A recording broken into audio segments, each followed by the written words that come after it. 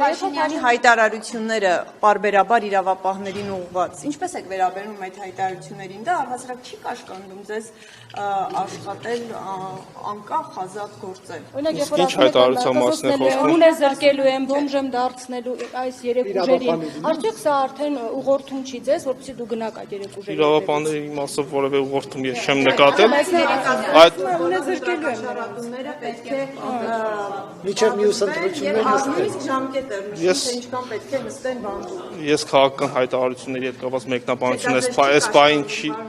նախ ինձ չի կարող կաշկանդվել նաև այն մասով, որ ես դատավորը չեմ եւ ես չեմ կարող որոշել թե որ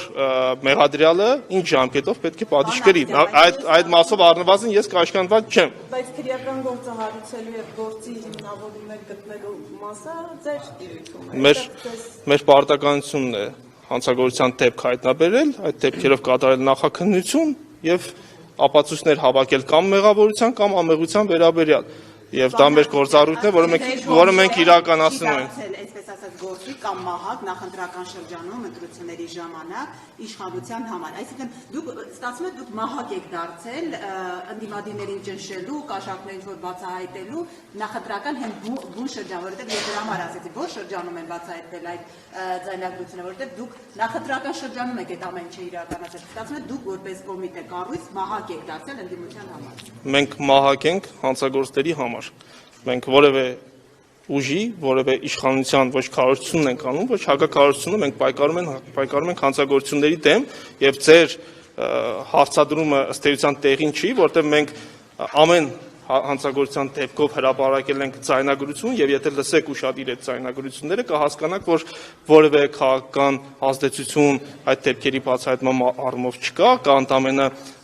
փաստական հիմնավորումներ, ձայնագրություններ, որոնք լսելու դեպքում որևէ անկողմնակալ դիտորդի մոտ որևէ այլ կասկած չի կարող առնել։ Պարոն Նահապետյան, մի հարց տամ, էլի, հազար ներողություն Հեսան Արեգ ջան։ Մի հարց տամ, էլի, բյուջեով նախատեսված չէր ընդհանրապես 26 թվականին թոշակների բարձրացում եւ նախընտրական շրջանում Նիկոլ Փաշինյանը թոշակները բարձրացրեց։ Արդյոք դա ընտրակաշառքի դիտարկում, ընտրակաշառք չեք դիտարկել որպես։ Որպեսզի այս հարցադրումը առհասարակ դուրս գա օրակարգից, ես կպատասխանեմ, որ ընտրակաշառքը, որպես այդպիսին, որպես քերաիրավական տերմին, դա այն է, երբ որ ընտրողին կոնկրետ գումար են տալիս պայմանով, որ ինքը գնա ընտրության ու քվեարկի այս կամ այն կուսակցության օգտին։ Հիմա եթե թոշակների համատարած բարձրացում է լինում, այդ դեպքում պայմանը որտեղ է, որ քաղաքացին պետք է գնա ընտրության ու քվեարկի այս կամ այն կուսակցության օգտին։ Այսինքն նման պայման, եթե դուք ունեք հիմնավորած կամ ունեք տվյալ, ներկայացրեք այդ տվյալը։ Ձայնագրությունները, որ հրապարակվում են, ամեն դեպքում այդ ցուցմունքներից կարող եք հիմա ասել, օրինակ իրենք ասում եմ, թե ամենաբարձր օղակը, որից այդ ընտրակաշառք բաժանելու process-ը կազմակերպվել է, ուր է միջև հասնում եւ այդ հրահանգները որտեղից են իջեցված եղել։ Օրինակ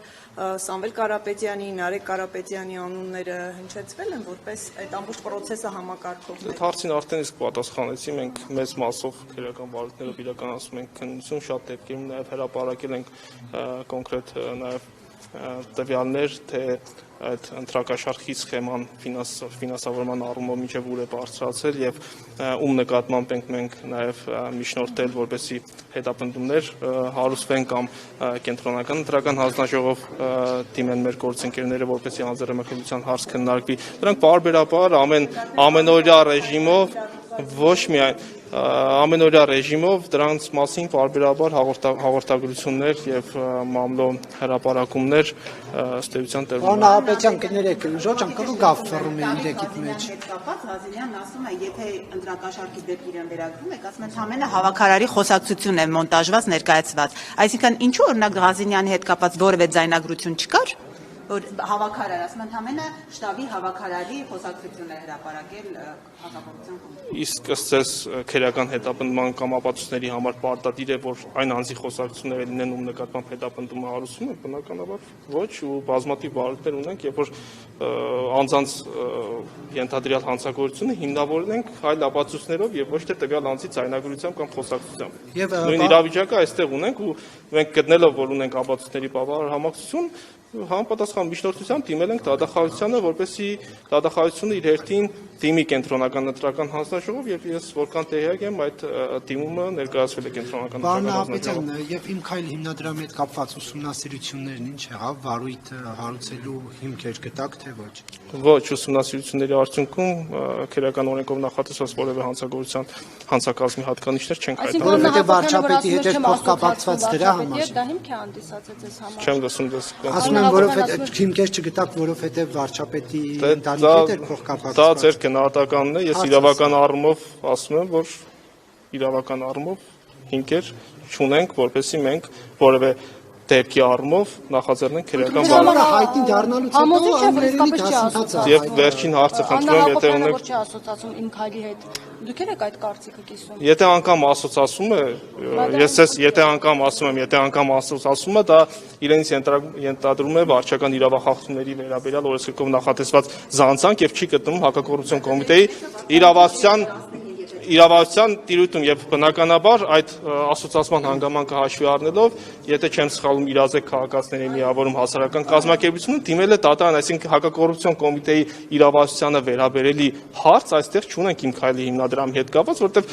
մեր քրեական օրենսգիրքը հստակ տարանջատում է, թե որ սուբյեկտներին է վերաբերվում բարեգործության արգելքի խախտման հանցակազմի առկայությունը եւ